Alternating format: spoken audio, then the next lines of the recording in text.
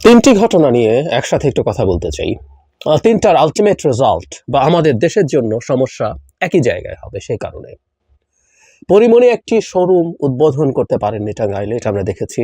এবং আবারও একটা মাজারের ওরসে হামলা হয়েছে, বন্ধ করে দেওয়া হয়েছে, ইত্যাদি ইত্যাদি। এটা 80টা হয়েছে, এরপর এটা দাঁড়ালো। এবং একজন রাষ্ট্রীয় পদে থাকা মানুষ প্রকাশ্য জনসভায় কতলের আহ্বান জানিয়েছেন। মানে এই কথাগুলো সবগুলো এক সূত্রে গাঁথা এবং ভারতের একটা ন্যারেটিভ যেটা ভারত দীর্ঘদিন থেকে এস্টাবলিশ করতে চাইছে সেটার পক্ষে যায়, জেনে বা না জেনে কেন বলছে, অনেকে হয়তো পরিকল্পিতভাবেই ভারতের এজেন্ডা পূর্ণ করার চেষ্টা করছেন। এবং বিদ্যমান প্রেক্ষাপটে সরকার কি করছে সেই প্রশ্ন আমাদের করা দরকার। সরকার মানে শুধুমাত্র মানুষকে নসিহত করা না, সরকার মানে অপরাধীদের দমন করাও, অন্যায়কে দমন করা, মানুষের অধিকার হরণ হলে সেটা প্রোটেক্ট করা। পরিমণি টাঙ্গাইলের একটা শোরুম তার উদ্বোধন করার কথা ছিল, কিন্তু এখানে আমি যেখান থেকে পড়ছি আজকের পত্রিকা, সেখান থেকে বলা হচ্ছে যে হেফাজতের বেশ কিছু নেতা সাথে অন্য মানুষ মিলে এই উদ্বোধনটা হতে দেন নাই।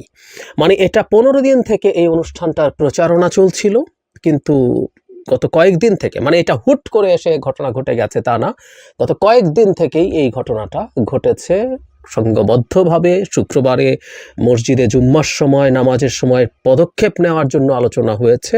শেষ পর্যন্ত যখন উত্তাপ ছড়িয়ে পড়েছে তখন শোরুম কর্তৃপক্ষ এটা স্থগিত করেছেন। আমি একটা জায়গায় একটু পড়ি। শোরুমের মালিক মীর মাসুদ রানা আজকের পত্রিকাকে বলেন, উদ্বোধনী অনুষ্ঠানে পরিমণি থাকা কথা ছিল, কিন্তু কিছু ঝামেলা হচ্ছিল। হেফাজতে ইসলামের নেতারা আন্দোলন করেছিলেন, ওনারা অবস্থান কর্মসূচি দিয়েছিলেন। পরিমণি এলে রক্তের বন্যা বয়ে যাবে বলেও ঘোষণা দেন তারা। তারপরে ওই একই যে পরিস্থিতি, এবং শেষে থানা পুলিশ এসে এটা বন্ধ করতে বলছে। ইন্টারেস্টিং, পুলিশও জানতো, থানা জানতো, থানা বন্ধ করতে বলেছে। থানা প্রোটেকশন দিয়ে এই কাজটা করতে দেয়নি, যেটা রাষ্ট্র হিসাবে, থানা হিসাবে এই কাজটা তাদের করার কথা ছিল।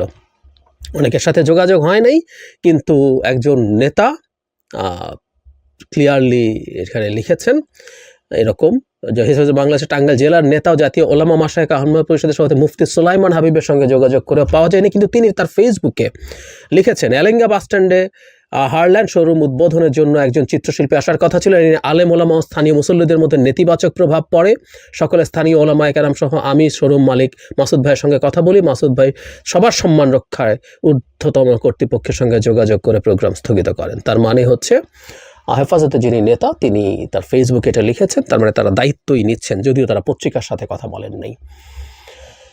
আমরা আসবো এই সাথে সাথে মনে পড়লো নভেম্বরে শুরুর দিকে, আমি ভুল না করে থাকলে, মেহজাবিন আরেক অভিনেত্রী, তিনি চট্টগ্রামে একটা শোরুম উদ্বোধন করতে গিয়ে বাধার মুখে পারেননি। সেখানে তৌহিদি জনতা নামে তার যাওয়াটাকে ঠেকিয়ে দেওয়া হয়েছিল। ধামরাইয়ে মুসল্লিদের দাবির মুখে প্রথমে ওরস বন্ধ, পরে ভাঙা হলো মাজার। ধামরাই উপজেলা একটি মাজারের 66তম ওরস চলাকালে প্রথমে সেটির কার্যক্রম বন্ধ, পরবর্তীতে সেটি ভেঙে দিয়েছেন একজন মুসল্লি। স্থানীয়দের অভিযোগ, ভাঙচুরের ঘটনার ধামরাই ওলামা পরিষদ ও ধামরাই ইমাম পরিষদের নেতাকর্মী সহ বেশ কয়েকটি মসজিদ ও মাদ্রাসার লোকজন উপস্থিত ছিলেন।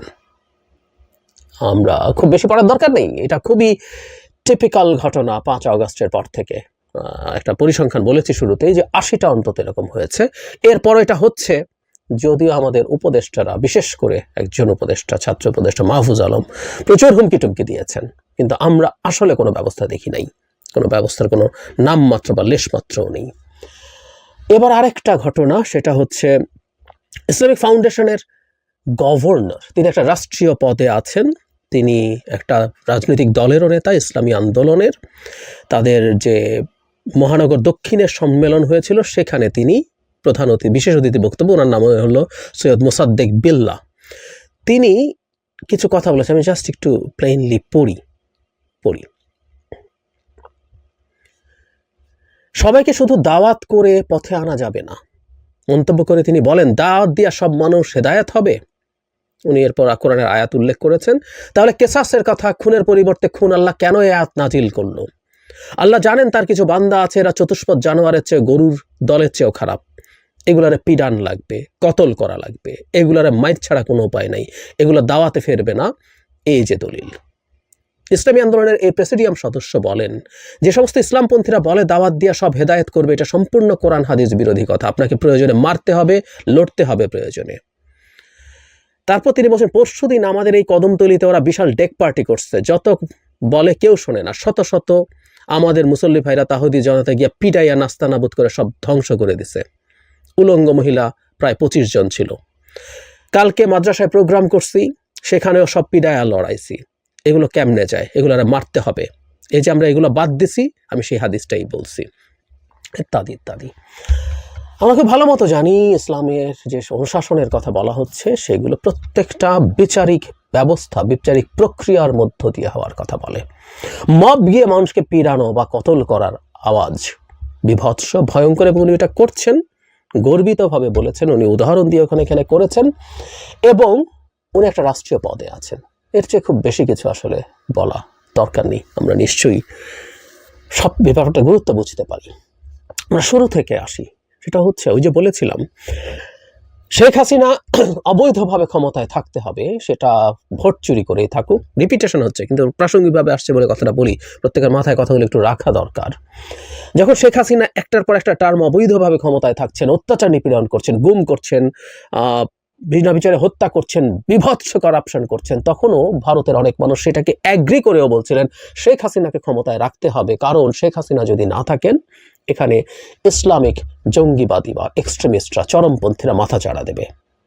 রিপিটেডলি বলেছেন। আমি ওই সময় প্রচুর ভারতীয় সকল বিশেষজ্ঞদের মন্তব্য পড়েছি। এভাবেই তারা সম্মতি উৎপাদন করতে চেয়েছিলেন, কনসেন্ট ম্যানুফ্যাকচার করতে চেয়েছিলেন। শেখ হাসিনা পতনের পর, পালিয়ে যাওয়ার পর আমরা দেখব ঠিক ওই জায়গাতেই ভারত খেলার চেষ্টা করছে। বাংলাদেশ জঙ্গিবাদীদের হাতে চলে গেছে, ও এখানে আছে, ওর পদে আছে, ও হিজবুত তাহরির, ও জামাত সব দখল করে নিল, এরকম নানান রকম আলাপ আছে। মূর্তি ভাঙা হচ্ছে, কারণ এরা কেউ মূর্তি পছন্দ করে না, এরা ইসলামিক এক্সট্রিমিস্ট ইত্যাদি ইত্যাদি। তাদের সেই ন্যারেটিভ ক্রমাগত চালিয়ে গেছে। হিন্দুদের উপর হামলা করছে জঙ্গিবাদীরা। এখন এই যে 3টা ঘটনা বললাম, হুবহু একই, যে বাংলাদেশে আসলে আসলে এক্সট্রিমিস্টদের হাতে চলে গেছে। এই ন্যারেটিভটা আরো স্ট্রেংথেন করবে। নভেম্বরে সরকার খুব বেশি শক্তিশালী ছিল না, তারপরও তো যথেষ্ট দিন গেছে। এখন 6 মাসে দাঁড়িয়ে আছে সরকার। সেই সরকারও একটা শোরুম উদ্বোধন করা ঠেকাতে, মানে বন্ধ করা ঠেকাতে পারেনি। আর যদি সেটা পরিস্থিতির কারণে হয়েও থাকে, যারা এর পেছনে জড়িত, এর পেছনে দায়ী, তাদের বিরুদ্ধে সরকারকে ব্যবস্থা নিতে হবে। তো অবশ্যই ব্যবস্থা নিতে হবে। একজন নাগরিক কোনো রাষ্ট্রের কোনো আইন যদি ভঙ্গ না করেন, তাহলে কেউ তাকে কোনোভাবে বাধা দিতে পারে না। স্পষ্ট কথা। এমনকি আইন ভাঙলেও কেউ মব তৈরি করে কিছু করতে পারে না। একটা রাষ্ট্রের খুব বেসিক কথাটা হচ্ছে, রাষ্ট্রের কতটা অঙ্গ আছে, রাষ্ট্রের একটা কন্ট্রাক্টের মধ্যে আমরা আছি। আমি আইন ভাঙতে পারি, কিন্তু কেউ আমাকে এসে পেটাতে পারেন না, হুমকি দিতে পারেন না। তিনি রাষ্ট্রের কাছে, রাষ্ট্রীয় প্রতিষ্ঠানের কাছে যেতে পারেন, পুলিশের কাছে, আদালতে যেতে পারেন, গিয়ে আমার বিরুদ্ধে ওনার যা যা অভিযোগ সেটা জানাতে পারেন। সেটার ভিত্তিতে আমার যে কোনো বিচার হতে পারে, আমি গ্রেফতার হতে পারি, বিচার শেষে আমার ফাঁসি হতে পারে। তো এভাবে মব তৈরি করে, কেওস করে কোনো কিছু করা যাবে না। এখানে এই ধরনের ঘটনায় ঘটুক আর অন্য ঘটনায়ও ঘটুক। ছাত্ররা যখন মব তৈরি করছিল, সেটার বিরুদ্ধে কথা বলেছি। যেই যেখানে মব তৈরি করবে, এটার বিরুদ্ধে কথা বলবো, এবং সেটা দিয়ে বাধ্য করা। কিন্তু 6 মাস পরও যদি সরকার যথেষ্ট শক্তিশালী না হয়ে ওঠে যে আমরা এগুলো ঠেকাতে পারবো, তাহলে কিভাবে হলো? হাস্যকর। একই কথা মাজার ভাঙার ক্ষেত্রে প্রযোজ্য। একই ঘটনা ঘটছে, 80টা মাজার, বিরাট ব্যাপার, বিরাট সংখ্যা, কিন্তু করা হচ্ছে। সরকার করতে দিচ্ছে এই অর্থে মুখে কথা বলছে, সরকারের কোনো কার্যকর অ্যাকশনস আমরা দেখছি না। হলে তো 80টা হতো না। 6 মাস পরও যদি সরকারের সেই ক্যাপাবিলিটি তৈরি না হয় এগুলো কমব্যাট করার, এই সরকার ক্ষমতায় থাকছে কেন আসলে? আর রাষ্ট্রীয় পদে থেকে একজন মানুষ, এটা গুরুত্ব সম্ভবত সবচেয়ে বেশি। তিনি একটা রাজনৈতিক দলের গুরুত্বপূর্ণ নেতা, এবং এই রাজনৈতিক দলটা আমাদের সাংবিধানিক রাজনীতি করে। তারা এখানে খেলাফত কায়েম করে ফেলবেন ধরনের কথা অন্তত আমি শুনি নাই। তারা ভোটে পার্টিসিপেট করেছেন এর আগে। তাদের বিভিন্ন জায়গায় খুবই সিগনিফিক্যান্ট নাম্বার অফ ভোটার্স আছেন। তারা যেহেতু একজন পীরের অনুসারী, তাদের প্রচুর ফলোয়ার্স আছেন সারা দেশে, সব ঠিক আছে। কিন্তু সেরকম একজন মানুষ দাঁড়িয়ে এভাবে কথা বলছেন, তার দলকেও এর বিরুদ্ধে কোনো ব্যবস্থা নিতে দেখছি না। আর উনি এখনো একটা রাষ্ট্রীয় পদে থেকে এই কথাগুলো বলছেন। সো রাষ্ট্রীয় পদে থাকা একজন মানুষ যখন কোথায় কোন ব্যান্ড পার্টি হচ্ছে, আর সেখানে গিয়ে উনি সবাইকে পিটিয়েছেন, বাধা দিয়েছেন, পিটিয়ে বন্ধ করেছেন সব মানুষজনকে নিয়ে, এবং নারীদের সম্পর্কে যে ডেরোগেটরি মন্তব্য করেছেন, ধারণা করি তারা হয়তো যেখানে গানের আসর হচ্ছে সেখানে হয়তো ইসলামিক অনুশাসন মেনে হুবহু সেরকম পোশাক পরে যান নাই, কিন্তু তাদেরকে উলঙ্গ নারী বলছেন। এই ধরনের মন্তব্য উনি করছেন রাষ্ট্রীয় একটা জায়গায় দাঁড়িয়ে। শুরু করছিলাম যে জায়গাটা থেকে, এভাবেই না আমরা ভারতের ন্যারেটিভকে এস্টাবলিশ করি। কেউ না জেনে করি, কেউ জেনে করছি, আমি নিশ্চিত কেউ জেনে করছি। আমি সত্যিকার অর্থেই এটা বিশ্বাস করি, কারণ এটুকু না বোঝার জ্ঞান কারো থাকার কথা নয়। এবং যে কাজগুলো করা হচ্ছে ইসলামের নামে, এভাবে তৈরি করে এগুলো করতে বলা হয়। যদি একজন অভিনেত্রী একটা শোরুম উদ্বোধন করতে না পারেন, তাহলে তো আসলে এই দেশে অভিনয় সব বন্ধ করে দেওয়ার জন্যই ক্যাম্পেইন করা দরকার। সবাই ঢাকায় এসে এবার এই ক্যাম্পেইন করুক যে এই দেশে কোনো অভিনয় থাকবে না, কিছু থাকবে না।